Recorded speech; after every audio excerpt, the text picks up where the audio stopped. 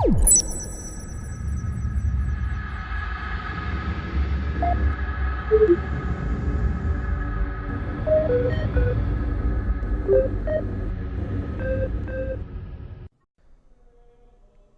galaxy does not want for alien horrors, those blights upon the purity of creation that insist upon sullying the grace of reality with their staining presences. Be they troglodytic crud, or perfidious Eldari, or barbarian greenskin, their blasphemies know no end. But they are, in their own ways, products of the galaxy itself, however difficult it may be to admit. Natural things, born of evolution, flourishing in their squatted niches, expanding outwards into humanity's duly deserved stars. The hive fleets of the great devourer, however, they are from without. They are not galactic, no. Their origin lies far beyond the stars of this realm of ours. They are a thing from the outer darkness, the intergalactic void, born of creators or systems unknown. We know not how old they are, nor from whence they came. There are some that speak of the species as a leviathan that is not just arriving in this galaxy from their own, but one that has devoured many, many galaxies upon their universal path, the ultimate existence-scale predator. Just as a human body is a collection of cells bound together by the rigors of our own biology and form, so too is the Tyranid species one single gestalt organism, an unfathomably large sentience diffused throughout a race in its entirety. The hive mind, as we of the Imperium have come to term it, thinks and feels and plots and schemes and calculates.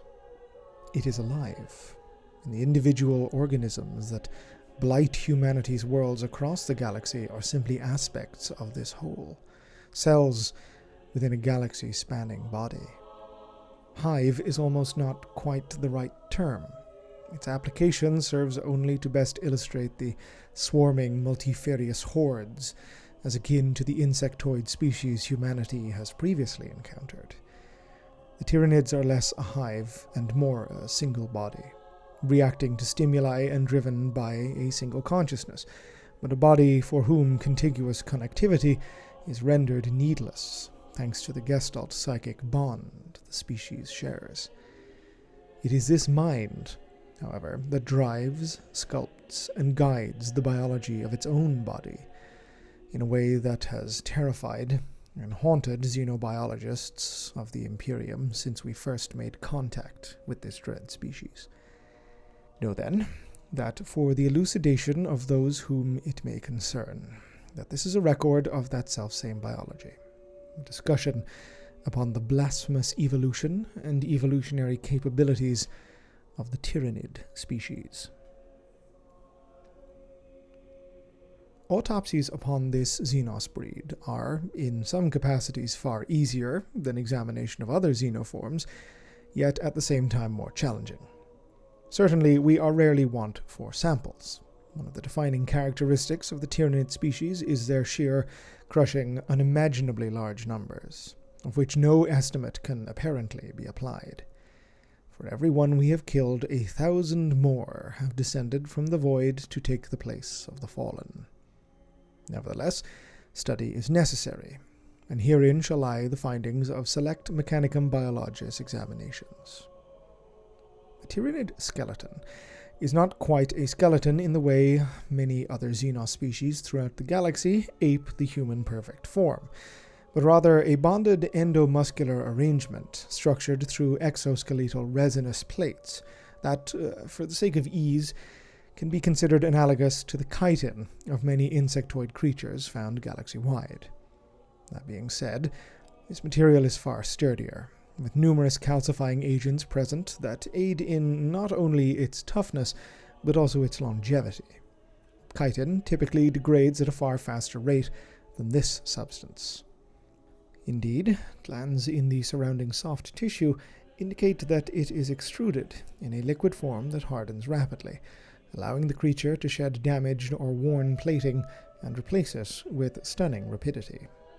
What is incongruous, and must be noted for future discussion, is the presence of a skull analogue, of a dense, calcified material disturbingly akin to human bone, in the presence of many dissected Tyranid creatures, across a range of separate species xenoforms.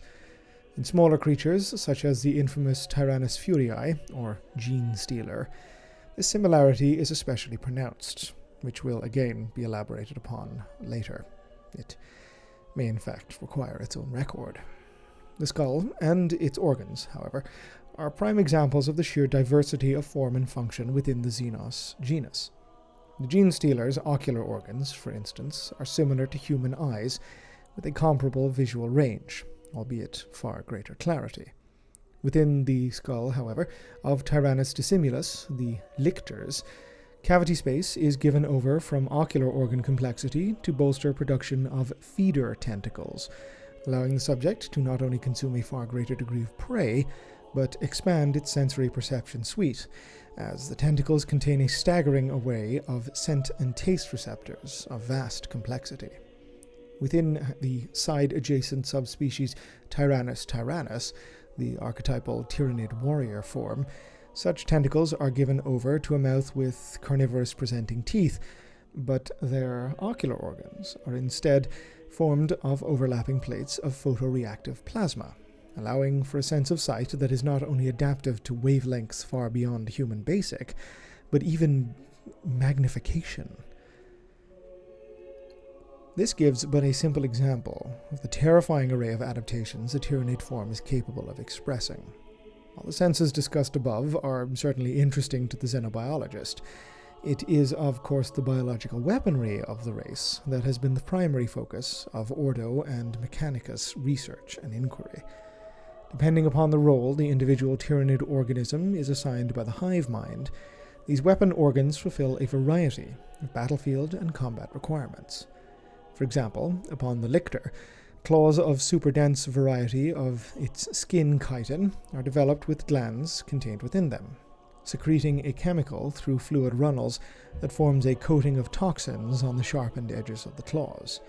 Lictors bear these as their primary offensive tools, but owing to their capacity as an infiltration or vanguard organism, also possess a pair of manipulation hands as 2 of their 6 limbs. This is not the case with Tyrannus, who, as befitting their role as frontline combat organisms, share the hexapod form of the lictor as well as similar claw arms, but host parasitic weapon organisms in place of more subtle appendages. While these can nominally be thought of as the creature's projectile weapon or gun, they are in fact as alive as the host warrior itself, if possessing no neural net or sentience of their own. Tyrannus are outfitted with whichever biomorph the hive mind deems necessary. 2 of the most commonly observed, dubbed biocannons and devourers by the Imperium, themselves contain yet more organisms, effectively making these creatures 3 organisms in one. In the case of biocannons, the creatures contained within are fired through a bioelectrical pulse at a target, only for their swollen forms to split upon impact, coating the target with a dense layer of monomolecular acid that rapidly corrodes all material it touches. The devourer functions similarly, although the organisms it fires are akin to maggot worms with burrowing mouths, intended to eat through the flesh of organics and target nervous systems and brain stems, resulting in painful but quick departures from the mortal plane.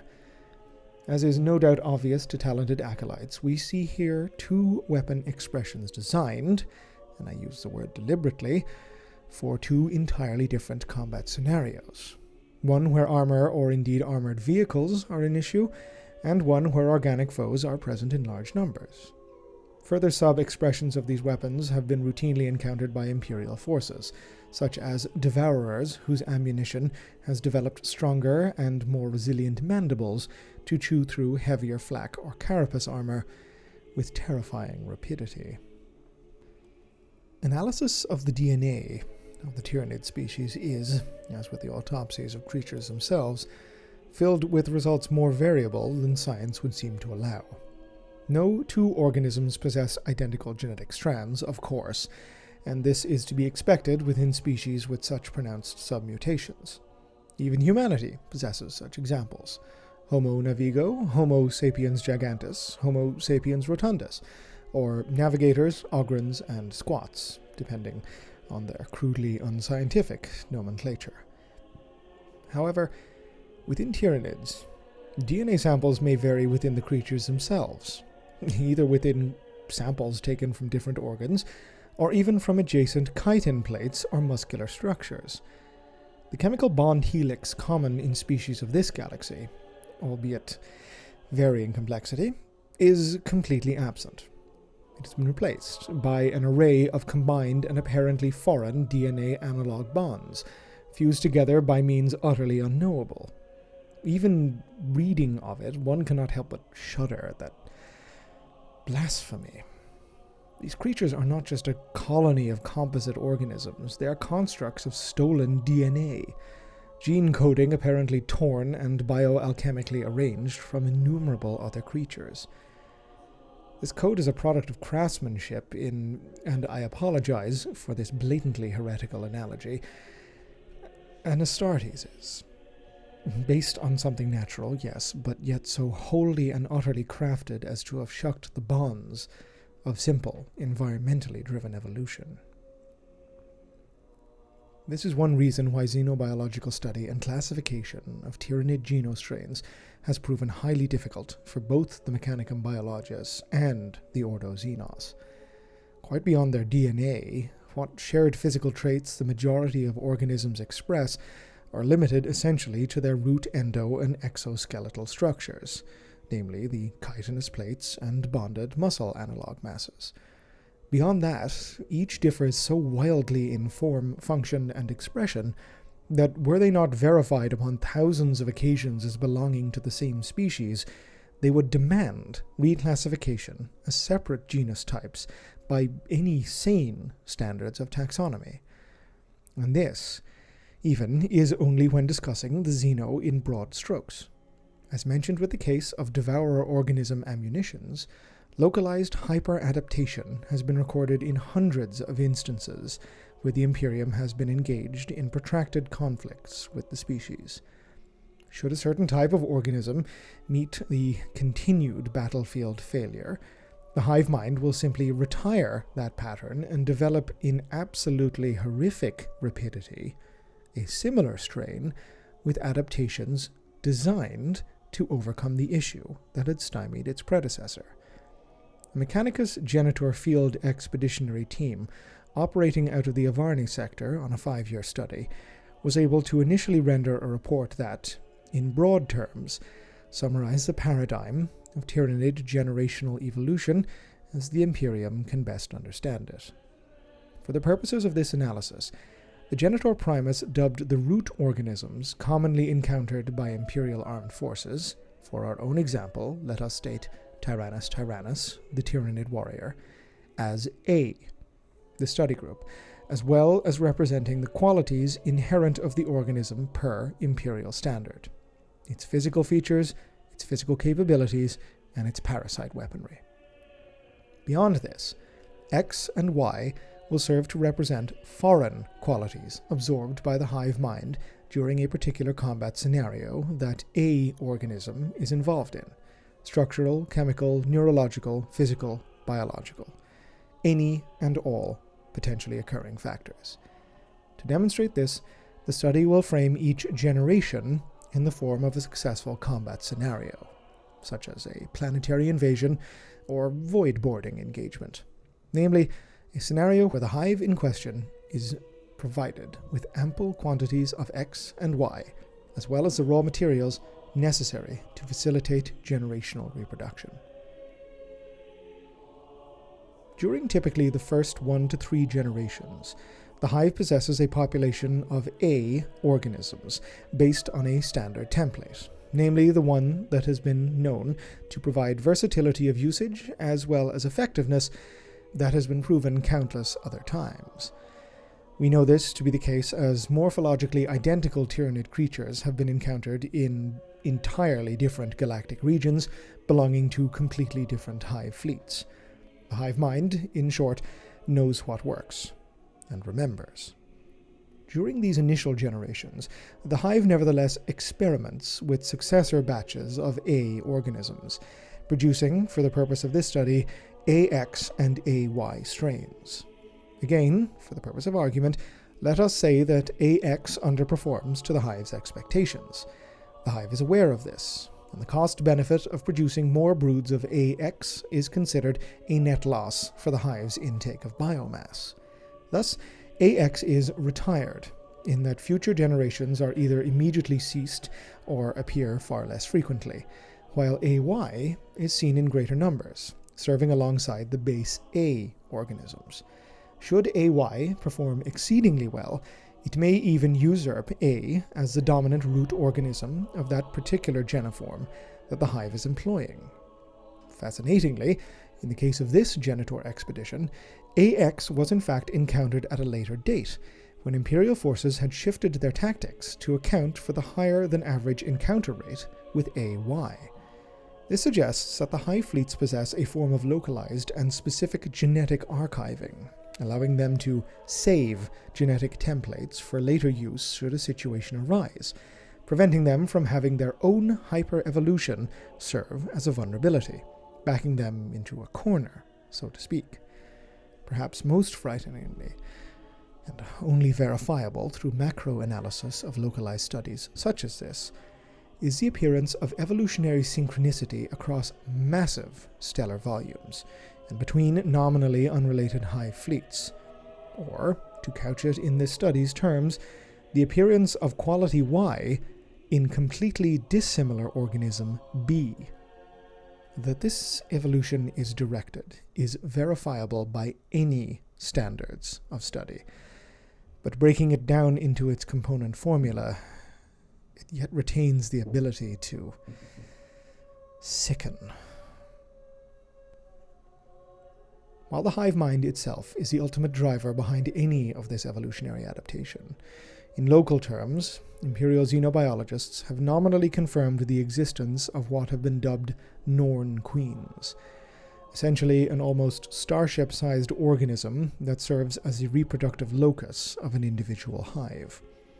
Initially, these organisms were only thought of as brood vessels responsible for disgorging organisms into Imperial planets, with genitors, magi, and inquisitors arguing endlessly over whether or not the spawning ships had any degree of input into the hive's actions or courses.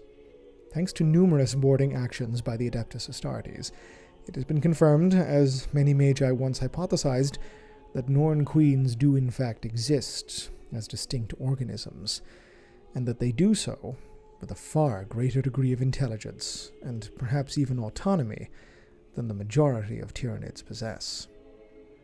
The degree to which we could term them separate sentient creatures is still widely and hotly debated, with only the Swarm Lord serving as an example of how this could even function within such a species. However, as evolutionary loci, the Norn queens are believed to be responsible for the sum of the intake, processing, and distribution of both the biomass a hive fleet consumes and the associated genetic material. Everything the hive touches the Norn queen knows, and everything the hive fleet needs the Norn queen can provide.